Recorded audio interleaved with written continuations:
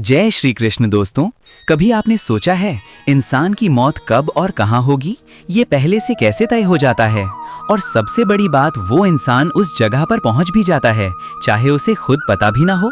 क्या ये सब संयोग है या फिर किस्मत में जो लिखा होता है वही होकर रहता है? आज हम इसी रहस्य से पर्दा उठाने की कोशिश करेंगे। दोस्तों, बहुत समय पहले की बात है।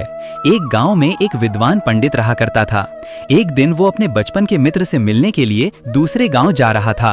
उसका वो मित्र जन्म से ही गूंगा था और एक पैर से अपाहिज। पंडित यात्रा पर अकेले निकला था और अपनी ही धुन में खोया हुआ था। तभी उसे रास्ते में एक व्यक्ति दिखाई देता है जो ऐसा प्रतीत होता था मानो किसी की प्रतीक्षा कर रहा हो। वो व्यक्ति भी पंडित के साथ हो लिया। पंडित को प्रसन्नता हुई। बातचीत की शुरुआत करते हुए पंडित ने उससे उसका नाम पूछा। उसने उत्तर दिया, मेरा नाम धर्मराज है। ये नाम सुनकर पंडित थोड़े आश्चर्य में पड़ा, परंतु उसने आगे कुछ पूछना उचित नहीं समझा। दोनों साथ साथ चलने लगे और धीरे धीरे एक गांव के प्रवेश द्वार पर पहुंचे। तभी धर्मराज पंडित से कहते हैं, तुम आगे बढ़ो, मुझे इस गांव में एक कार्य है, मैं तुमसे आगे चलकर मिलूंगा। पंडित आगे बढ़ ही रहा था कि कुछ देर बाद उस गांव में खबर फैल गई कि एक व्यक्ति को एक सांड ने अपनी सींगों में फंसाकर मार डाला है।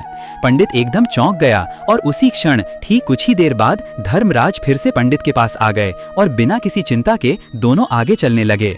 वे धीरे धीरे चलते चलते एक दूसरे गांव के प्रवेश द्वार पर पहुंचे। अब रात करीब आ चुकी थी। पंडित ने धर्मराज से कहा, रात होने वाली है, क्यों ना हम यहीं रुक जाएं? धर्मराज ने मुस्कुराकर कहा, ठीक है, लेकिन मुझे इस गांव में किसी को कुछ जरूरी सामान देना है। तुम भोजन कर लो, मैं थोड़ी देर में आता हूँ। इतना कहकर वे वहां से चले गए। परंतु उनके जाने के कुछ ही समय बाद गांव की दिशा से धुआं उठता हुआ दिखाई देने लगा और देखते ही देखते पूरा गांव आग की चपेट में आ गया। पंडित स्तब्ध रह गया। उसके मन में चिंता और आशंका दोनों ने जन्म ले लिया। ये व्यक्ति जहां भी जाता है वहां कोई ना कोई अनहोनी घटी जाती है। सुबह होते ही दोनों फिर से अपनी यात्रा पर निकल पड़े। कुछ देर बाद रास्ते में एक और गांव आया। इस बार भी धर्मराज ने वही बात कही, आप आगे चलिए, मुझे इस गांव में अपने मित्र से मिलना है। लेकिन इस बार पंडित आगे नहीं बढ़ा, बल्कि वो चुपचाप एक पेड़ की आड़ में खड़ा हो गया और धर्मराज पर निगाह रखने लगा। थोड़ी ही देर में गांव में हलचल मच गई। लोग चिल्ला रहे थे, एक व्यक्ति को सांप ने काट लिया है और उसकी मृत्यु हो गई है। ठीक उसी समय धर्मराज फिर पंडित के पास आ गए, जैसे कुछ हुआ ही ना हो। लेकिन इस बार पंडित स्वयं को रोक नहीं पाया और कांपते हुए बोल पड़ा, धर्मराज, मैं अब चुप नहीं रह सकता। तुम जिस भी गांव में जाते हो वहां कोई ना कोई अनहोनी हो जाती है। क्या तुम मुझे बता सकते हो कि ये सब तुम्हारे साथ होने पर ही क्यों होता है?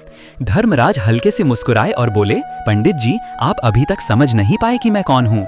पंडित ने कहा, मैं कुछ समझ गया हूँ, लेकिन मन में थोड़ी शंका शेष है। तब धर्मराज ने शांत स्वर में उत्तर दिया, मैं महाकाल का दूत हूँ। मैं यमदूत हूँ और यमराज की आज्ञा से उन लोगों के प्राण हरता हूँ जिनकी आयु पूर्ण हो चुकी है।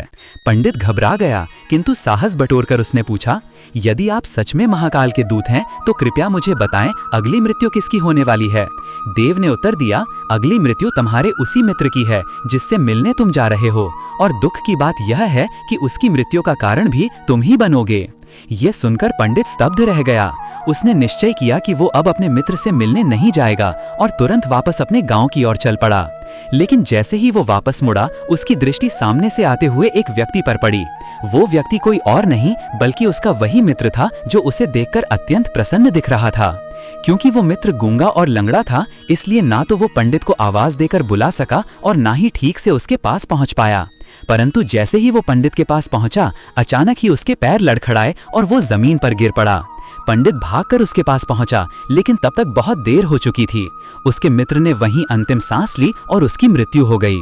पंडित स्तब्ध खड़ा रह गया। महाकाल के दूत ने पंडित के मन की बात समझ ली और सहज भाव से कहा, तुम्हारे मित्र ने तुम्हें देखकर अपनी पूरी ताकत लगाकर तुम तक पहुंचने का प्रयास किया, इसलिए दिल का दौरा पड़ने के कारण उसकी मृत्यु हो गई। अपने मित्र की मृत्यु का कारण भी तुम ही कहलाओगे। पंडित अब पूरी तरह से विश्वास कर चुका था कि ये वास्तव में यमदूत हैं। अचानक ही पंडित के मन में अपनी स्वयं की मृत्यु के बारे में जानने की इच्छा जाग उठी।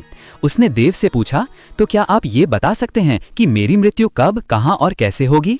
महाकाल के दूत ने उत्तर दिया, तुम्हारी मृत्यु आज से ठीक 6 महीने बाद आज ही के दिन एक दूसरे राज्य में फांसी लगने से होगी, और सबसे आश्चर्यजनक बात यह होगी कि तुम स्वयं अपनी इच्छा से उस फांसी को स्वीकार करोगे।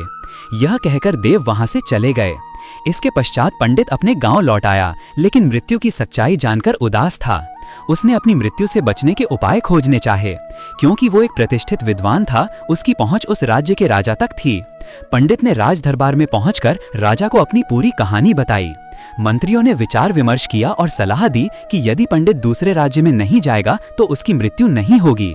राजा को यह सलाह उचित लगी और उन्होंने पंडित के रहने का पूरा इंतजाम महल में ही कर दिया ताकि वो दूसरे राज्य में ना जा सके।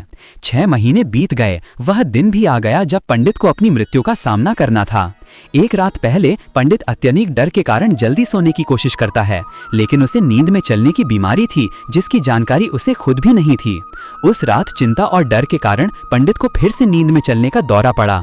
वो उठकर महल से बाहर निकला, अस्तबल की ओर बढ़ा और सबसे तेज घोड़े की पीठ पर चढ़कर नींद में ही राज्य की सीमा पार कर दूसरे पड़ोसी राज्य में चला गया। वह बिना किसी रोक टोक के उस राज्य के महल में प्रवेश कर गया और सीधे राजा के शयन कक्ष में पहुंचा, जहां राजा और रानी सो रहे थे। वो वहीं जाकर सो गया। सुबह हुई और राजा ने पंडित को रानी के पास सोते देखा।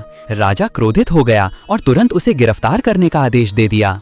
अगले दिन जब पंडित को दरबार में लाया गया तो राजा ने उसे फांसी पर चढ़ा देने का आदेश दे दिया। फांसी की सजा सुनकर पंडित कांपने लगा, लेकिन फिर उसने हिम्मत जुटाई और राजा से बोला, महाराज, मुझे नहीं पता कि मैं यहाँ कैसे पहुँचा, लेकिन इतना मैं जानता हूँ कि आज मेरी मृत्यु का दिन है। पंडित ने पिछले 6 महीने की सारी घटना राजा को सुनाई और बोला, महाराज, अगर मैं गलत हूँ तो कोई सामान्य व्यक्ति इतना साहस नहीं कर सकता कि वो आपके सैन्य कक्ष में और रानी के पास जाकर सो जाए। अंत में उसने यमदूत की भविष्यवाणी के अनुसार कहा, मैं स्वयं इस फांसी को स्वीकार करता हूँ। राजा को पंडित की बातों में कुछ तर्क दिखाई दिया। राजा ने पड़ोसी राज्य के राजा से सच्चाई की पुष्टि कराई। पुष्टि होते ही ये स्पष्ट हो गया कि पंडित की बातें सच थीं। अब राजा के लिए एक नई समस्या थी। अगर सजा नहीं दी तो वचन का उल्लंघन होगा और अगर दी तो एक निर्दोष की जान जाएगी। मंत्रियों ने सुझाव दिया, महाराज, क्यों न पंडित को कच्चे सूत के धागे से फांसी दी जाए। इससे आपके वचन की मर्यादा भी बनी रहेगी और पंडित की जान भी बच जाएगी। राजा को यह उपाय उचित लगा। पंडित के लिए कच्चे सूत के धागे से फांसी का फंदा तैयार किया गया। पंडित को भी पूर्ण विश्वास था कि कच्चा सूत उसके लिए जानलेवा नहीं हो सकता। वो निश्चिंत होकर फांसी के फंदे के पास गया। जैसा कि महाकाल के दूत ने भविष्यवाणी की थी, तुम स्वयं अपनी मृत्यु को स्वीकार करोगे। लेकिन जैसे ही पंडित को फंदे पर लटकाया गया, वो कच्चा सूत टूट गया। मगर टूटना ही नियति का अंतिम क्रूर वार था। धागे के टूटने से पहले रस्सी ने पंडित के गले पर अंतिम घातक झटका दिया था। उस एक पल के झटके से पंडित के गले की एक नस कट गई। वो नीचे गिरते ही तड़पने लगा। कुछ ही क्षणों में उसके गले से खून की धार बहने लगी और वो एकदम शांत हो गया। सभा में उपस्थित सभी लोग स्तब्ध रह गए। किसी को विश्वास नहीं हो रहा था कि कच्चे सूत के धागे से भी किसी की मृत्यु हो सकती है। परंतु महाकाल के दूत की भविष्यवाणी अक्षरशः सत्य सिद्ध हुई थी। मित्रों, श्रीमद् भगवत गीता में भगवान श्री कृष्ण कहते हैं, जो होना है वो होकर रहेगा। हम चाहे कितनी भी सावधानी बरतें, जो नियत है वो होकर ही रहेगा। प्रेम से बोलिए, जय श्री हरि विष्णु।